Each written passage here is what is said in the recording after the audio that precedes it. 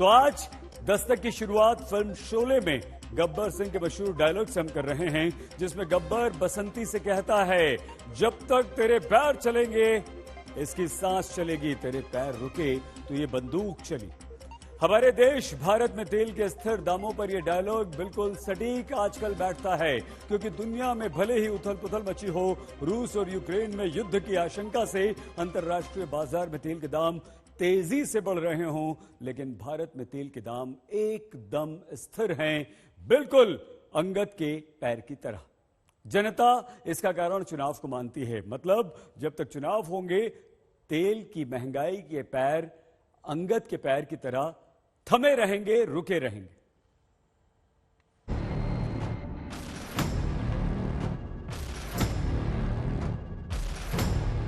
Petrol का भाव बढ़ेगा, 10 रुपये जैसा बढ़ेगा। 10-12 रुपए तो बढ़ेगा ही।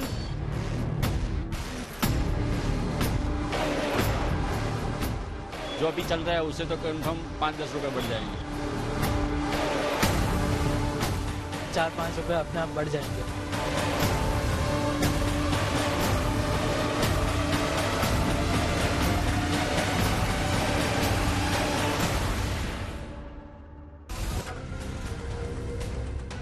पांच राज्यों के चुनावों में किसके सिर पर जीत का सेहरा बंधेगा, इसकी भविष्यवाणी कोई नहीं कर सकता, लेकिन पब्लिक जानती है कि जैसे ही 7 मार्च को वोट पड़ने बंद होंगे, तेल की महंगाई उनकी जेब चलानी शुरू कर देगी। इसीलिए अगले महीने की 7 तारीख का ख्याल आने भर से लोगों के दिलों की धड़कनें तेज हो रही हैं।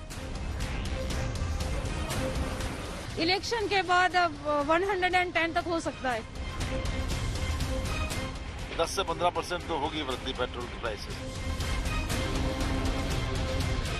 10 से 15 रुपए पर लीटर बढ़ने चाहिए। 2-4 रुपए की तो होगी समथिंग।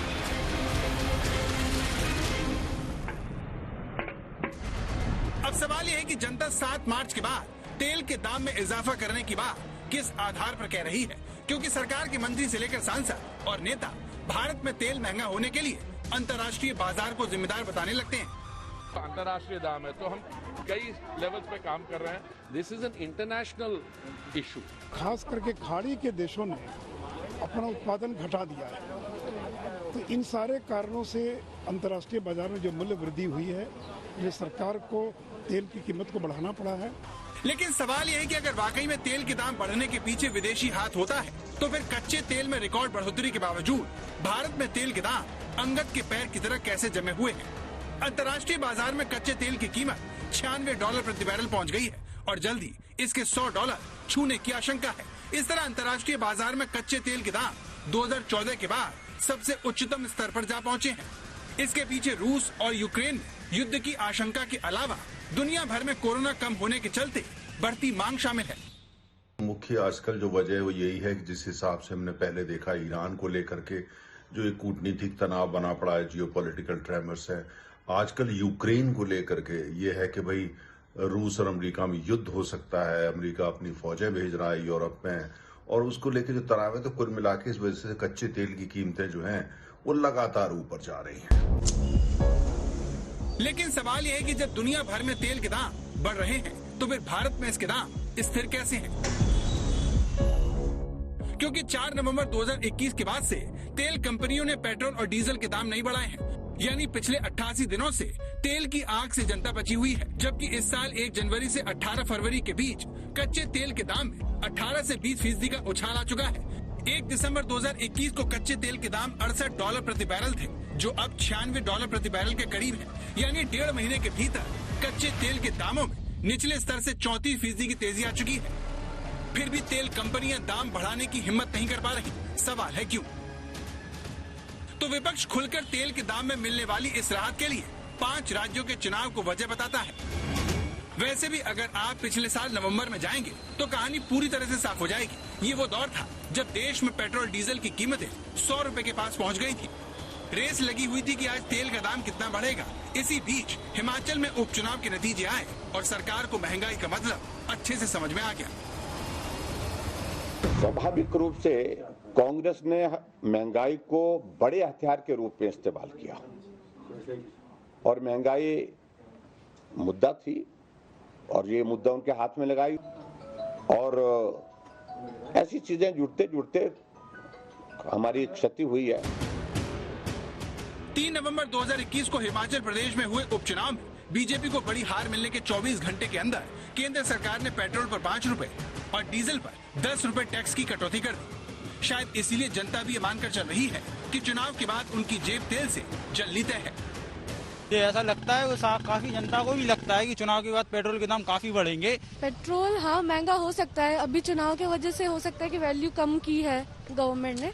जैसे ही चुनाव खत्म होंगे तो 100% मतलब पेट्रोल के दाम, डीजल के दाम, गैस सब चीज बढ़ेगी। वही कारण है, उसी वजह से ये रोक रखे हैं। चुनाव होने के बाद में वापस ही बढ़ा दिया जाएगा, यहाँ पे भी यही हाल होगा।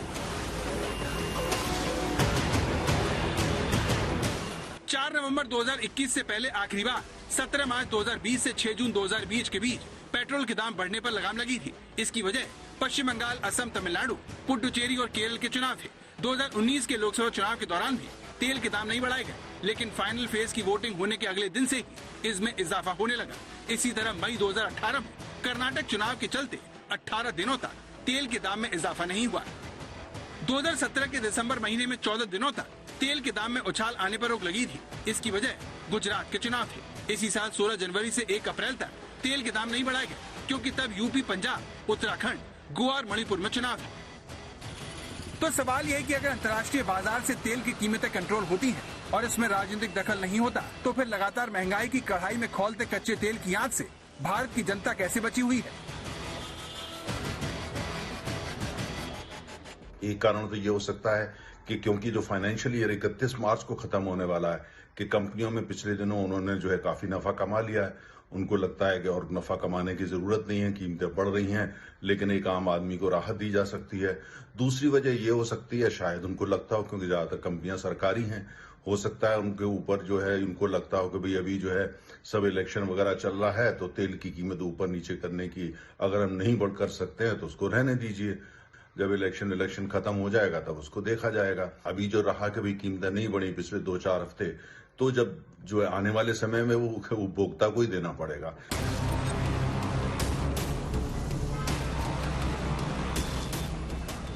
यानी अगर 7 मार्च के बाद अंतर्राष्ट्रीय बाजार में बढ़ती कीमतों का हवाला देकर भारत में पेट्रोल और डीजल के दाम बढ़ाए जाएं, तो इसमें किसी को हैरानी नहीं होनी चाहिए।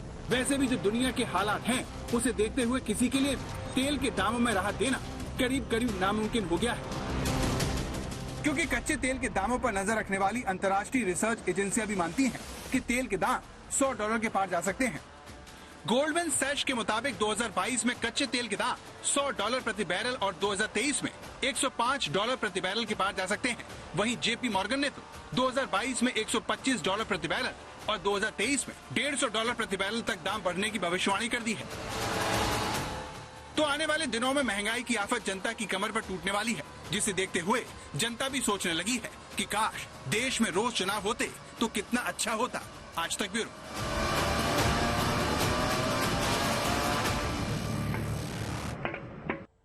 दस्तक में हमारी आज की दूसरी खबर, बैंकों में आपकी जमा पूंजी पर मंडराते खतरे के विरुद्ध दस्तक से जुड़ी है। हमारे देश में सबसे बड़े बैंकिंग घोटाले का खुलासा हुआ। सीबीआई ने बैंकिंग फ्रॉड के केस में एबीजी शिपयार्ड लिमिटेड और उसके तत्कालीन चेयरमैन और मैनेजिंग डायरेक्टर एवं मैनेजिंग डायरेक्टर ऋषि कमलेश अग्रवाल के विरुद्ध धोखाधड़ी का मामला दर्ज कर लिया। आरोप है एबीजी शिपयार्ड लिमिटेड ने 28 बैंक्स को 23,000 करोड़ रुपए की चपत लगा दी। नीरव मोदी पर 13,000 करोड़ के घोटाले का आरोप है। विजय माल्या पर 17 बैंकों को 9,000 करोड़ का चूना लगाने का इल्जाम है। लेकिन अब अगर आपसे कोई पूछे कि देश में सबसे बड़ा बैंकिंग फ्रॉड किसने किया है, तो इसका जवाब एबीजी शिपयार्ड दीजिएगा, जिसने विजय माल्या और नीरव मोदी को पछाड़कर देश का अब तक का सबसे बड़ा बैंक घोटाला किया है। इस कंपनी ने करीब 23,000 करोड़ का बैंक फ्रॉड किया है, जो विजय माल्या और नीरव मोदी के घोटाले को एक साथ जोड़ने पर भी ज्यादा है। ये सूरत में उसी कंपनी का ऑफिस है जो सीबीआई की छापेमारी के बाद सुर्खियों में आई। एबीजी शिपयार्ड नाम की कंपनी जहाज बनाने और उनकी मरम्मत के काम से जुड़ी है, जो बहुत आसानी से 28 बैंकों को चूना लगाने में कामयाब हो गई। एबीजी शिपयार्ड ने अप्रैल 2012 से जुलाई 2017 के बीच अलग अलग 28 बैंकों से कारोबार के नाम पर 22,000 842 करोड़ रुपए का कर्ज लिया। आरोप है कि एबीजी शिपयार्ड ने कारोबार के नाम पर लिए गए इस लोन से संपत्ति बनाई और दूसरे काम में इस्तेमाल किया। 8 नवंबर 2019 को एसबीआई ने सीबीआई में पहली बार शिकायत दर्ज करवाई, जिसके बाद सीबीआई ने 7 फरवरी 2022 को इस मामले में एफआईआर दर्ज की।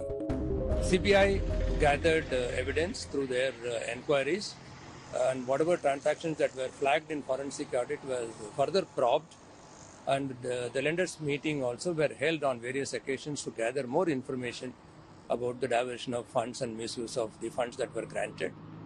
And once again in December 2020, a consolidated and comprehensive complaint was filed with CBI. ABG shipyard company पर जिन बैंकों से धोखाधड़ी का आरोप है, उसमें सरकारी बैंक से लेकर देश के बड़े प्राइवेट बैंक शामिल हैं।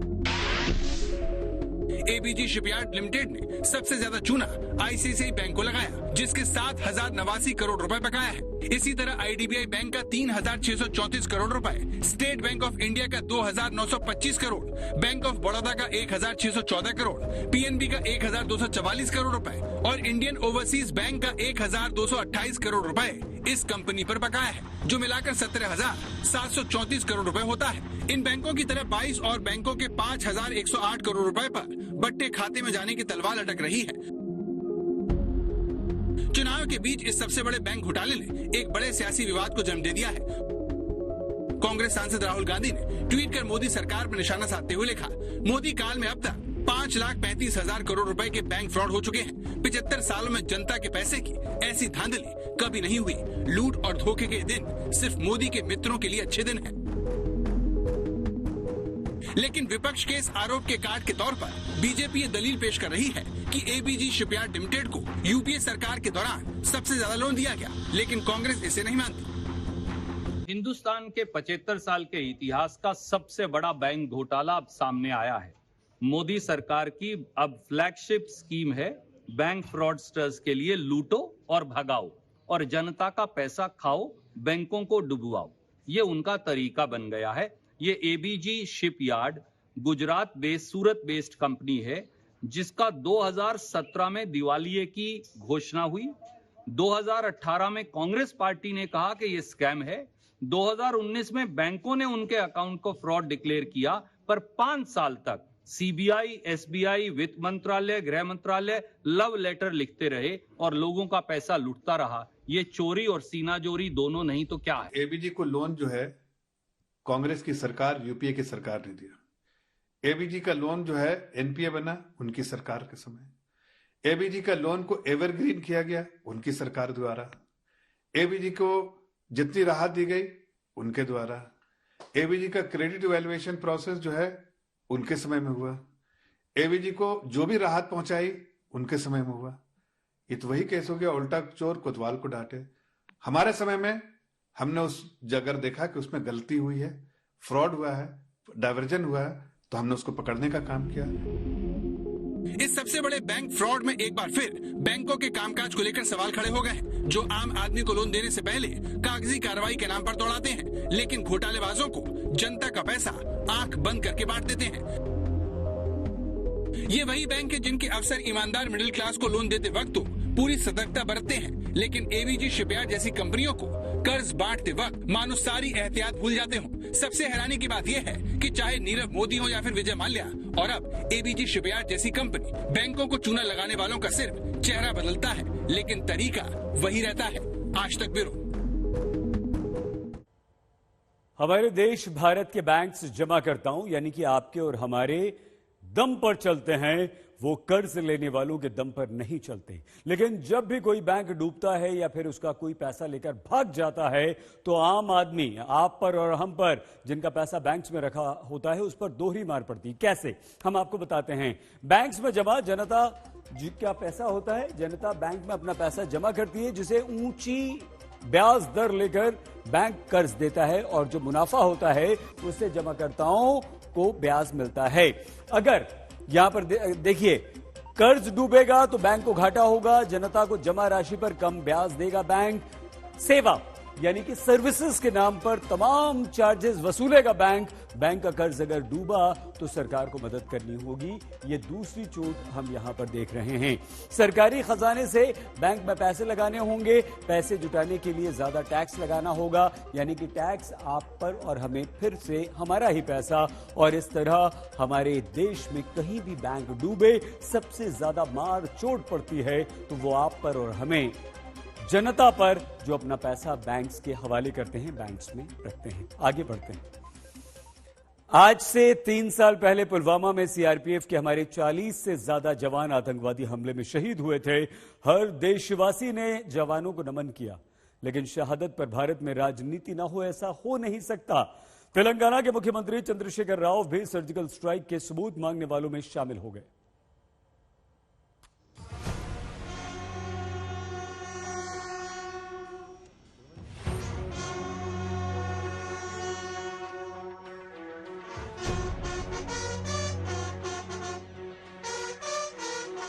जब सारा देश पुलवामा हमले की तीसरी बरसी मना रहा है, 3 साल पहले शहीद हुए 40 से ज्यादा जवानों को नमन कर रहा है, तब सर्जिकल स्ट्राइक के सबूत का मुद्दा एक बार फिर गर्मा गया है। तेलंगाना के मुख्यमंत्री चंद्रशेखर राव का नाम विपक्ष के उन नेताओं की सूची में शामिल हो गया है जो सरकार से सर्जिकल स्ट्राइक का सबूत चाहते हैं। There is nothing wrong with Mr. Rahul Gandhi on asking for the proof of surgical strike. What was wrong? Even now I am asking. Come on, let the government of India show. It is the responsibility. There are apprehensions among the people. BJP makes mispropaganda, false propaganda. That is why people are asking for a proof. And in democracy, you are not a monarch. You are not a king. Chandrashekhar Rao ने ये बातें राहुल गांधी के बचाव में कही, जिन पर असम के मुख्यमंत्री हेमंत बिस्व शर्मा विवादित बयान देकर घिर गए हैं। ये लोगों का मेंटेलिटी देखो।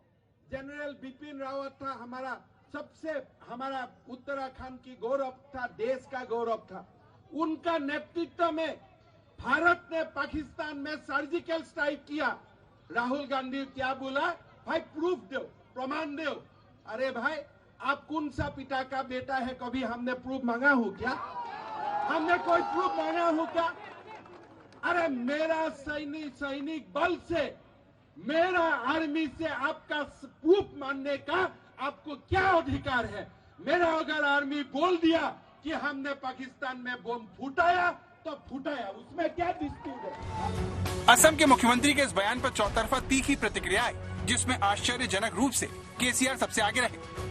किसी नेता को पकड़ के तुम किस बाप को पैदा हुए, ये आपका मुख्यमंत्री पूछ रहा है। मैं ही डिमांड करता हूं, एक भारतीय होने के नाते मेरा सर शर्म से झुक रहा है, मेरे आंखों में पानी आ रहा है। तो बरतरफ करो असम चीफ मिनिस्टर को। भारत ने 2016 में पाकिस्तान के कब्जे वाले कश्मीर में सर्जिकल स्ट्राइक कर दर्जनों आतंकवादियों को मार गिराया था। आतंकवादियों के कई लॉन्च पैड भी ध्वस्त करने में कामयाबी मिली थी, लेकिन पिछले 6 साल विपक्षी नेता लगातार इसे लेकर सबूत मांग रहे हैं, जिसने शहीद हुए जवानों के साथियों को भी परेशान कर दिया है। समूचा राष्ट्र आज पुलवामा आतंकी हमले में शहीद हुए सीआरपीएफ के जवानों को श्रद्धांजलि दे रहा है। इस समय मैं मौजूद हूं सीआरपीएफ के 76वें बटालियन के मुख्यालय में जम्मू में, और यहां पर आप देख सकते हैं कि एनसीसी कैडेट्स शहीदों के जो परिवारजन है और साथ ही में जो सीआरपीएफ के जवान हैं वो इस समय शहीदों को श्रद्धांजलि दे रहे हैं। 76वीं बटालियन से 5 सीआरपीएफ के जवान पुलवामा आतंकी हमले में शहीद हुए थे। मन में पीड़ा तो होती है सर, क्योंकि जब हम देश के लिए अपनी जान देने के लिए तैयार रहते हैं और कोई नेता ऐसे बोले कि प्रूफ चाहिए, तो प्रूफ क्या होगा सर उसका? ये गलत है सर। क्या कहेंगे ऐसे नेता? तो ऐसे तो यही कहना चाहिए, हम यही बोलना चाहते हैं कि सर अपने जवानों के ऊपर हर नेता, हर नागरिक को विश्वास होना चाहिए। सर पीड़ा होती है मन में? बहुत पीड़ा होती है सर, बहुत ज्यादा पीड़ा होती है सर। इनको हमारे पे विश्वास होना चाहिए और ऐसा जो बयानबाजी सर नहीं करना चाहिए। बयानबाजी सर ऐसा नहीं होना चाहिए, क्योंकि हम 24 घंटे अपने जान तली पर रख के काम करते हैं, उसके बावजूद भी सर ऐसा बयानबाजी हो तो सर बहुत ज्यादा दुख होता है।